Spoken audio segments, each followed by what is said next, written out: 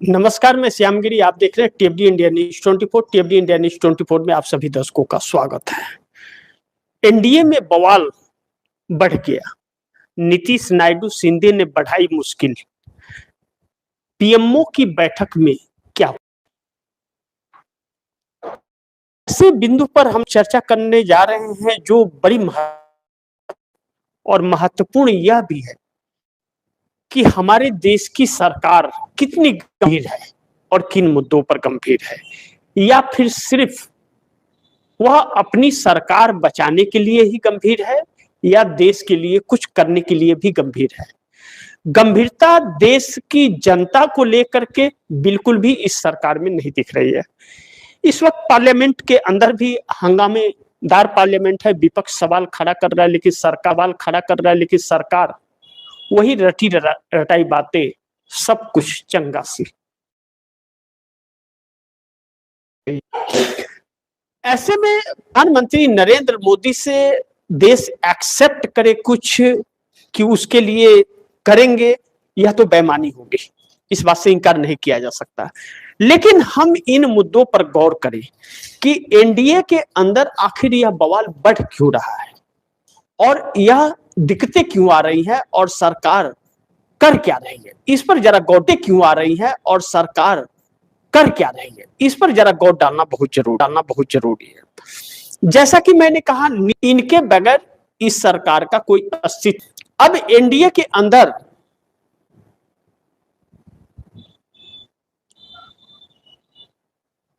अब एनडीए के अंदर नीतीश की अगर हम जिक्र करें, नीतीश की हम चर्चा, तो नीतीश बिहार के अंदर जो मुश्किलें पैदा कर रहे हैं, सीएम की कुर्सी को लेकर के गहरा जा रहा है। इस मृदी यात्रा उनकी चल रही है, यात्रा बहुत जल्द उनकी खत्म होने वाली है और सीएम की कुर्सी पर मुहर लगनी है। सीएम जेडीयू का होगा या बीजेपी का होगा या नीतीश ही रहेंगे, इस बात पर कुछ भी क्लियरिटी नहीं है और अलग अलग पैतरे नीतीश कुमार अपना रहे हैं, जो एक संदेह पैदा कर रहा है एनडीए के अंदर और बाहर चर्चा का भी विषय बना हुआ है। अगर यह इन बातों पर मुहर लग जाए कि भाजपा का होगा, तो बात समझ आती है कि भाजपा का होगा।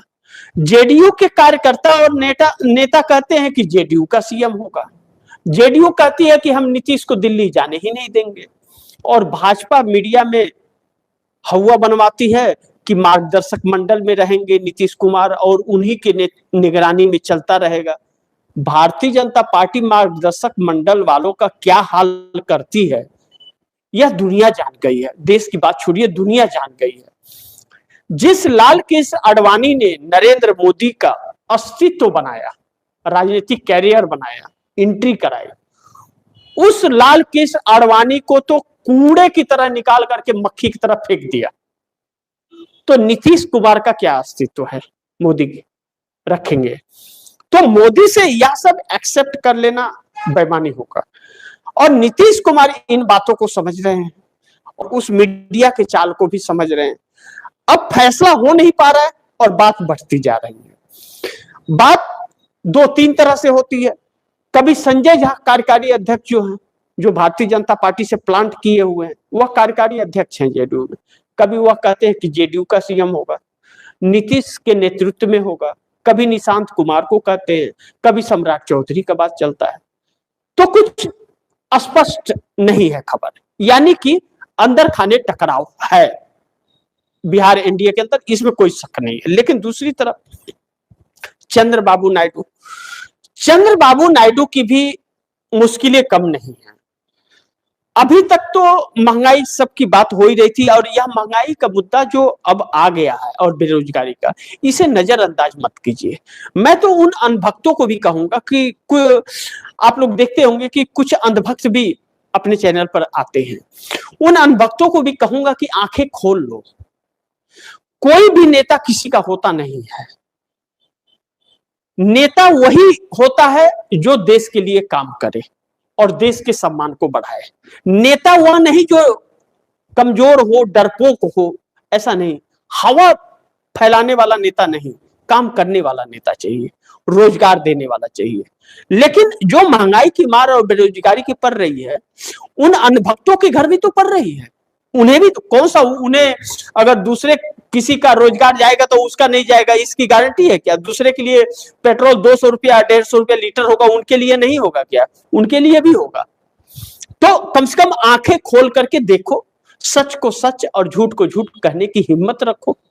जिस दिन अंधभक्ति टूटेगी, पैरों के नीचे की जमीन खसक जाएगी। तो यह अंधभक्ति चल रही है, कब तक चलेगी? एक दिन आंखें जरूर खुलेंगी, लेकिन हर कोई तो अंधभक्त नहीं है, तो उसे दिक्कतें आ रही हैं इस ईरान इजराइल के युद्ध के बाद।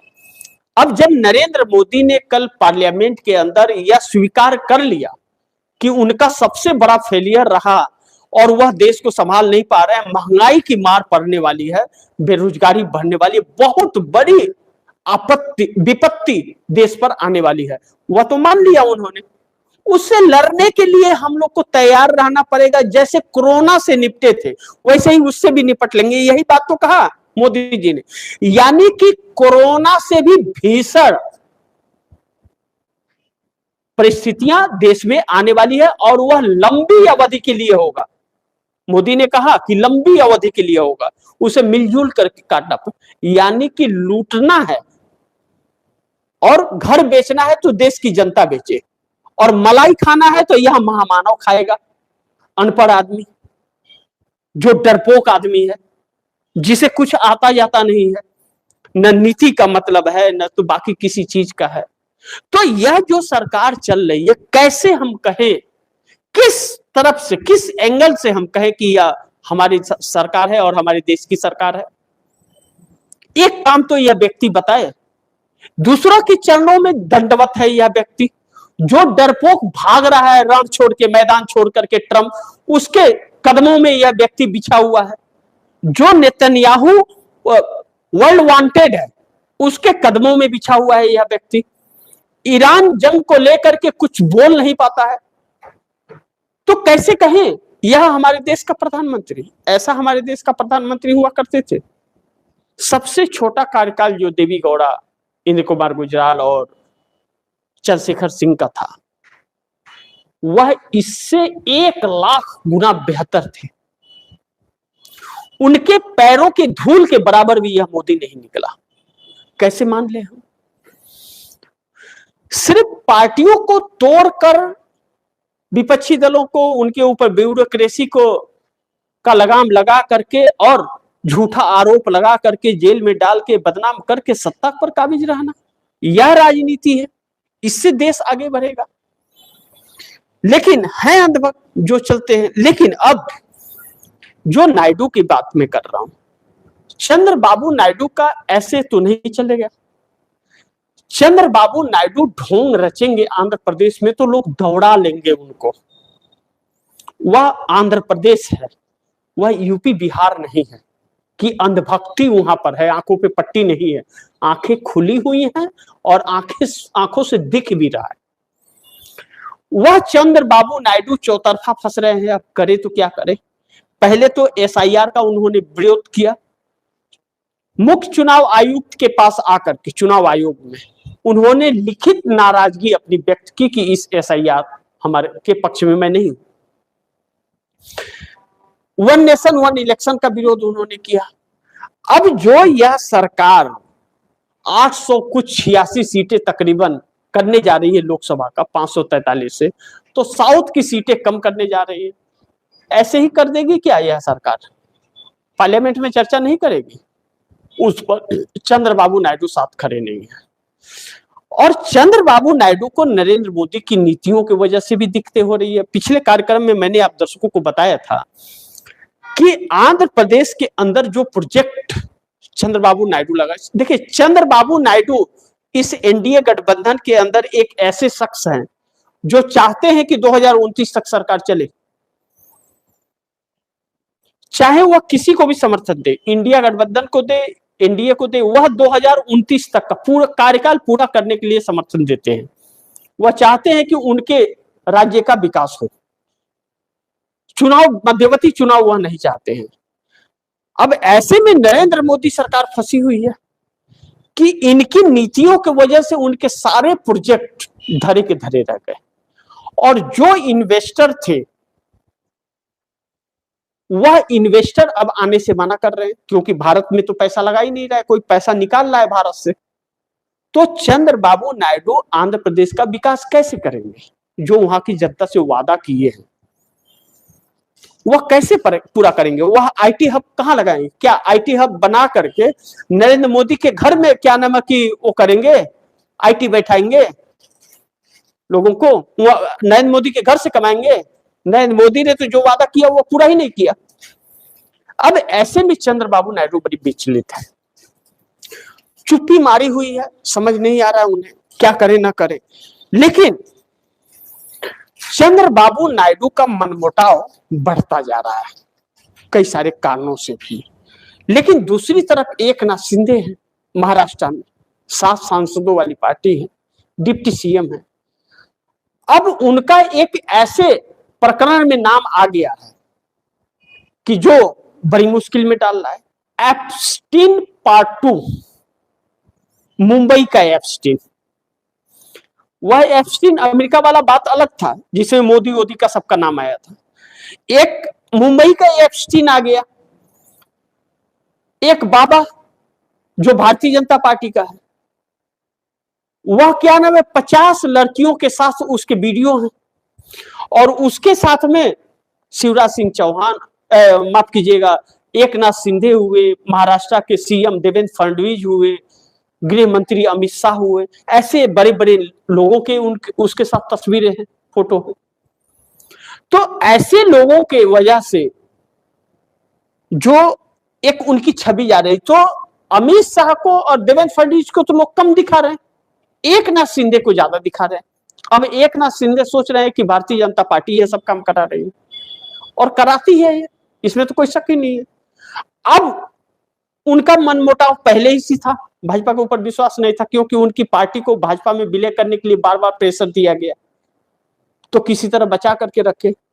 अब उनको यह डर लग रहा है कि जिस तरह से नीतीश का क्या होगा नहीं होगा, चंद्रबाबू नायडू ने अगर कोई बड़ा फैसला ले लिया तो भारतीय जनता पार्टी उनकी पार्टी को तोड़कर भाजपा में उनके सांसदों को मिला लेगी। तो 7 सांसद में एक तो उनके बेटे ही हैं, लेकिन दूसरा जो है वह 6 है, वह 6 भाजपा में जा सकते हैं डंडा उंडा बजने से। तो यह डर समा रहा है, तो उनका भी मनोबल और क्या नाम की झुकाव इंडिया की तरफ से कम होता हुआ नजर आ रहा है। ऐसे में मोदी सरकार की मुश्किल बढ़ा रहे हैं नीतीश नायडू शिंदे। मोदी सरकार की मुश्किलें लगातार बढ़ रही हैं नीतीश नायडू शिंदे से, और जो नरेंद्र मोदी की नीतियां फेल हुई हैं, नाकामयाबी इनकी देश के सामने आई है, चाहे ईरान इजराइल युद्ध से ले लें हम, चाहे बच्चों के एग्जाम से ले लें हम, चाहे एमएसएमई लघु उद्योग कंपनियां बंद हो रही हैं, चाहे महंगाई बढ़ रही है। अब की महंगाई तो यह बड़ी मार है, इसे भूल नहीं सकते, आजीवन नहीं भूल पाएंगे। कि अब सोचिए 90 रुपया पेट्रोल से एक ही बार में आपको 150 रुपया हो जाएगा, 200 रुपया हो जाएगा, तो कहां भूल पाएंगे। लेकिन अंधभक्त कहते थे 1500 रुपया लीटर भी हो जाएगा तो खरीद लेंगे। हो सकता है उनके बाप दादा कमा करके रखे होंगे, फ्री का माल होगा, लूट उट के रखे होंगे, तो उनके लिए फर्क नहीं पड़ता है। लेकिन आप मजदूरी कर रहे हो, काम कर रहे हो, मेहनत कर रहे हो, रोजगार भी आपके चले गए, तो आपके लिए तो बड़ी मार पड़ जाएगी। और वह व्यक्ति जो 200, 300, 400 रुपये, 500 रुपये कमा रहा था, वह कहां से पेट्रोल भरा पाएगा, गैस सिलेंडर से कैसे खाना बना पाएगा 4000, 5000 में लेकर के। तो यह दिक्कतें बहुत काफी हैं। तो ऐसे में मोदी सरकार के लिए बहुत मुश्किल खड़ी हो गई है, और मुश्किलें बढ़ाने के लिए नीतीश नायडू शिंदे, यह 3 शख्स अब बहुत अग्रसित हो रहे हैं। अब ऐसे में 3 अहम सवाल हैं जिस पर हम लोग को चर्चा करना बहुत जरूरी है। नंबर 1, नीतीश सीएम पद से इस्तीफा नहीं देंगे, निशांत को सीएम बनाना चाहते हैं। 85 एमएलए 12 सांसद का दे रहे हैं धोस। इस बात का एहसास भाजपा को हमेशा वह दिला रहे हैं कि 85 विधायक और 12 सांसद उनके पास हैं, और उनके दम पर ही बिहार और दिल्ली की सरकार मोदी की है। इस बात का यह एहसास भारतीय जनता पार्टी को बार बार हुआ दिला रहे हैं कि उनके बगैर न तो बिहार में सरकार चल सकती है और ना ही दिल्ली में चल, और इसमें सच्चाई है, इस बात से इनकार नहीं किया जा सकता। अब दूसरा चीज यह है कि समृद्धि यात्रा इनकी चल रही है, लेकिन बार बार जो निशांत कुमार का बात आ रहा है और भारतीय जनता पार्टी की मीडिया जो है वह चला रही है कि नीतीश ने मुहर लगा दिया है सम्राट चौधरी पर। अब नीतीश ने सम्राट चौधरी पर मुहर लगाया है कि नहीं लगाया है यह तो बाद में देख लेंगे, लेकिन निशांत कुमार को सक्रिय कर दिया है, यह हकीकत है और वह दिख भी रहा है। और जेडीयू के नेता जो नीतीश के साथ हैं, नीतीश से इत्तेफाक रखते हैं और भारतीय जनता पार्टी का नहीं देखना चाहते, उनका कहना है कि निशांत कुमार को सीएम बना दो, और भाजपा इसके खिलाफ है। किसी भी कीमत पर भाजपा सत्ता हथियाना चाहती है। अब ऐसे में बिहार के अंदर टकराव लगातार बढ़ रहा है, टकराव कम होने का नाम नहीं ले रहा है। आगे क्या होगा नहीं होगा, नीतीश कुमार पर बहुत ज्यादा भरोसा कर लेना भी धोखा खाने के बराबर होगा, क्योंकि नीतीश कुमार तो चरणों में समर्पित है, लेकिन चुनाव के बाद जो एक्टिविटियां उनकी दिखी सारे वह फेल हो जाते हैं बातें। अब नीतीश कुमार नहीं समझ पा रहे हैं या हम देश के लोग नहीं समझ पा रहे हैं कि नीतीश कुमार क्या कर रहे हैं। यह एक असमंजस स्थिति बनी हुई है, जो नीतीश कुमार की यात्रा 26 मार्च को जब खत्म होगी तब पता चलेगा, या फिर नीतीश कुमार इस्तीफा देंगे तब पता चलेगा। लेकिन नंबर 2 पॉइंट्स पर एकनाथ शिंदे की तस्वीर एप्स्टीन बाबा के साथ आने से पूरी बीजेपी मुश्किल में। तो अगर एकनाथ शिंदे की एप्स्टीन बाबा के साथ तस्वीर आई है तो गृह मंत्री अमित शाह का भी तो आया है और महाराष्ट्र के सीएम देवेंद्र फडणवीस का भी आया है। तो क्या उससे मुश्किलें नहीं हो रही है क्या भाजपा को उससे शर्मिंदगी नहीं हो रही है? मोदी जी का नाम एप्स्टीन फाइल में आ गया तो नहीं हुई, पेट्रोलियम मंत्री हरदीप सिंह पुरी के आ गई तो नहीं हुआ है। तो यह आपस में एक टकराव कर बैठे हैं यह लोग, और वह टकराव अंदर अंदर बहुत ज्यादा होता जा रहा है। एनडीए गठबंधन के ही अंदर एनडीए गठबंधन के घटक दलों को बैकफुट पर यह भाजपा ला रही है। जैसे इंडिगो के वक्त चंद्रबाबू नायडू के भतीजे राम मोहन नायडू उद्यान मंत्री हैं, उनको फंसाने की कोशिश की गई तो चंद्रबाबू नायडू ने फिर डपट लगाई थी। वैसे ही एकनाथ शिंदे को, वैसे ही नीतीश कुमार को बार बार यह बदनाम करने की कोशिश करती है, लेकिन अपने चरित्र को भूल जाती है कि इनका चरित्र कितना काला है भाजपाइयों का, यह भूल जाती है। तो एकनाथ शिंदे के अंदर भी यह सवाल उठ रहा है कि हमारा ही तस्वीर क्यों, अमित शाह और देवेंद्र फडणवीस का भी तो है। और यह सब वोट बैंक का खेल नहीं है, केवल यह लोग खुद उसमें शामिल हैं, ऐसा प्रतीक हो रहा है। नहीं तो वैसे व्यक्ति से, वैसे चरित्रवान से आप लोगों की क्यों इतने प्रेम भाव हैं, सोचिए। तो इन लोगों का अस्तित्व, जो कहते हैं इन लोगों का चरित्र ही वैसा ही है, तो वैसे ही लोगों से संगत है और संगत का असर पड़ता है। तो आप समझ सकते हैं, आप लोग ज्ञानी हैं, कम बोलने से ज्यादा समझ लीजिए। लेकिन नंबर 3 जो और महत्वपूर्ण बिंदु बन जाता है कि चंद्रबाबू नायडू की चुप्पी मोदी की मुश्किल बढ़ा रही है कि नायडू क्या करेंगे, 18 सांसद पलटेंगे तो नहीं, डर समा गया है मोदी के अंदर। अब कल जब पार्लियामेंट में प्रधानमंत्री ने भाषण दिया था तभी भी एक डर उनके खौफ पर था, और चंद्रबाबू नायडू पूरी तरह से चुप्पी मार बैठे हैं, जैसे कि कुछ उनको न दिखाई दे रहा है न सुनाई दे रहा है। लेकिन आंध्रा की जनता उनसे सवाल पूछ रही है, और यह चुप्पी 2018 की तरफ इशारा कर रही है। यही से ही चुप्पी थी चंद्रबाबू नायडू की, और अचानक उन्होंने समर्थन वापसी का ऐलान कर दिया 2018 में नरेंद्र मोदी से। चूंकि उस वक्त भारतीय जनता पार्टी के पास 285 लोकसभा की सीटें थी, 14 में जीत के आए थे, पूर्ण बहुमत की सरकार थी, फर्क नहीं पड़ा और न तो चर्चा हो पाया।